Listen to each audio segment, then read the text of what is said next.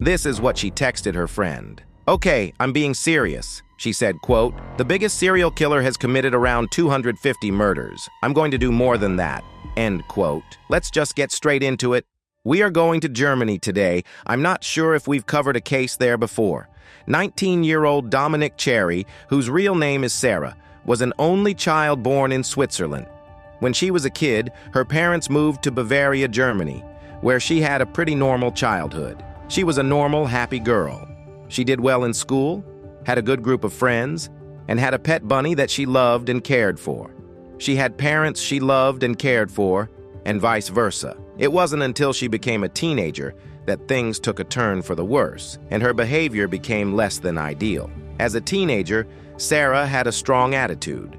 She was very sassy and would rebel for fun. She stopped listening to her parents altogether, broke their rules, had parties, broke curfew, and ignored their calls. She also started misbehaving at school. She didn't follow the dress code and became so rude that she started falling out with all of her friends.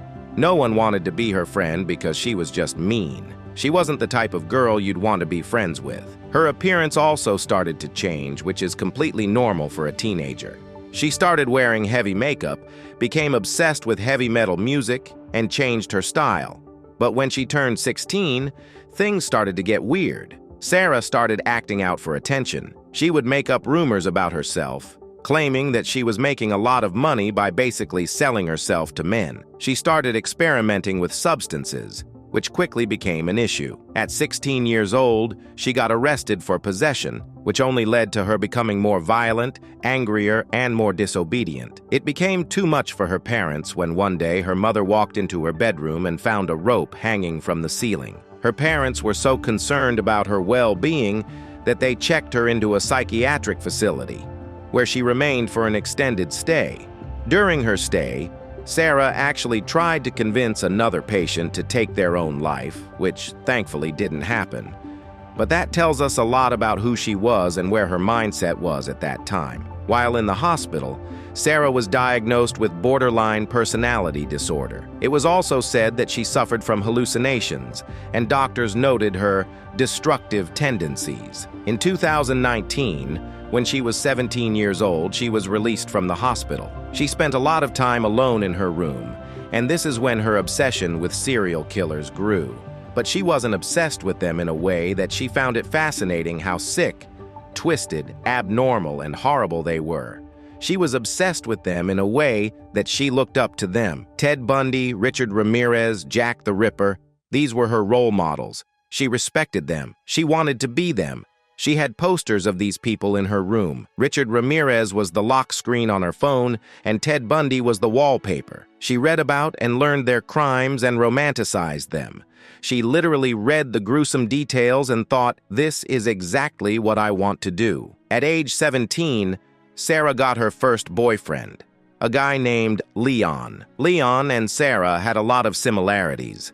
They both struggled with their mental health, used substances, and had been in trouble with law enforcement before. It was something they bonded over. They were young, in love, and quite literally infatuated with one another. It was great, until it wasn't. These two started experimenting in the bedroom together, and Sarah started really liking, how do I word this, violence when it came to intimacy. Which, again, fine, to each their own. But then it became concerning because she started demanding this behavior from Leon every time. It got to a point where she really wanted Leon to hurt her, but the violence was never enough for her. She always wanted to take it a step further. Obviously, she consented to this, even demanded it, but she ended up with bruises, scratches, and wounds all over her body. This started making Leon very uncomfortable because he loved her, but she was basically asking him to torture her. It became too much for him. Leon ended the relationship with Sarah after 2 years, leaving her heartbroken. She did not handle the breakup well at all. She was really sad, but it didn't take long for that sadness to turn into anger. She became this incredibly angry person, furious at Leon for ending things, and she almost wanted revenge. She started spreading the nastiest rumors about him, destroying his character in the worst ways possible. And that anger and resentment she had toward Leon quickly turned into anger and resentment toward all men.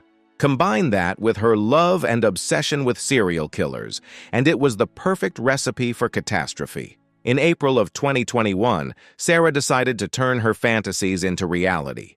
First, she needed a weapon, but because she was not old enough at the time, she had a friend who was over 18 buy her a 12-inch camping knife, telling them she needed it for camping. Did she even camp? Next, she needed research. She had been researching serial killers for years, but now she went to the internet, searching things such as, how long does it take for someone to die if you stab them in the neck? How long does it take for someone to die if you stab them in the lung? What is the best way to become a serial killer? Sarah didn't just want to become a serial killer. She wanted to become the best. She researched who had the most victims and came across Harold Shipman, a British serial killer with around 218 confirmed victims. That's when Sarah texted her friend and said, quote, "The biggest serial killer has committed around 250 murders. I'm going to do more than that." End quote. Sarah had her weapon of choice, a goal in mind, and now she needed a plan. How was she going to find 250 victims? Dating apps. She downloaded Tinder, Plenty of Fish, and sugar daddy apps with the goal of luring men in. She created profiles using her own pictures, but went by the name Domino Cherry. Within 3 days, Sarah was contacted by 224 men. Keep in mind, she had a goal of having 250 victims. Within only 3 days, she had over 200 men reaching out to her, which is terrifying to think about. She told her friend that her plan was to lure these men in, set up dates, meet up with them, and then kill them. Why her friend didn't find this alarming or try to get her help, I have no idea. So, Sarah went through with it. She messaged the men who reached out to her, all while claiming to be interested in older men and saying that nothing was off the table when it came to bedroom activities. Her primary goal was to meet up with them and then carry out her plan. The first man was Sam, with whom she set up a date for March 3rd. Then there was Mirid, a teacher who asked to meet Sarah. She told him they could meet at her cabin in the woods. This cabin, of course, did not exist. She told him to bring a blindfold and handcuffs. Their meeting was planned for May 4th. Next was Anthony, who messaged Sarah, practically begging her to be in control of him. They agreed to meet on May 5th. By the 4th day of having these apps, Sarah was messaging a man named Ziad. Ziad was 39 years old and originally from Iraq. He had 6 brothers and had moved to Germany at the age of 32. Ziad messaged Sarah on May 1st at 10 a.m., and they made plans to meet up that same night around 7:30 p.m. At 6:50 p.m., Sarah left a voicemail for her friend Francesca saying, quote, "I'm going out now. I'm going to kill my first. I'm excited. It's pouring rain out.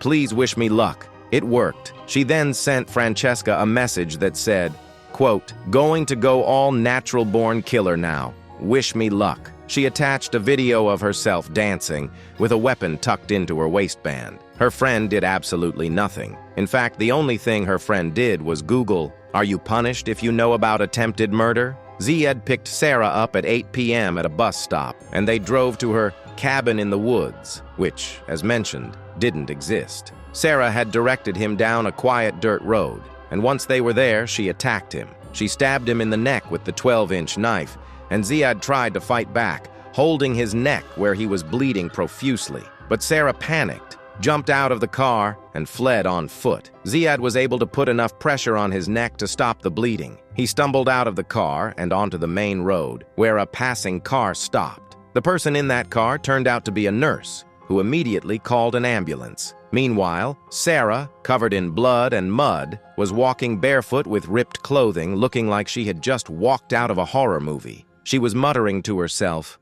"I am a murderer." Someone saw her and called the police. Within just 37 minutes of her attack, Sarah was in police custody. Officers asked Sarah why she looked the way she did, and she simply told them the truth. She said, "I just wanted to stab someone in the neck and watch them die, and I didn't feel 1 ounce of remorse." Ziad fell into a coma shortly after the attack and tragically passed away 19 days later, with his family by his side. After Ziad's death, Sarah's charges were upgraded from attempted murder to murder.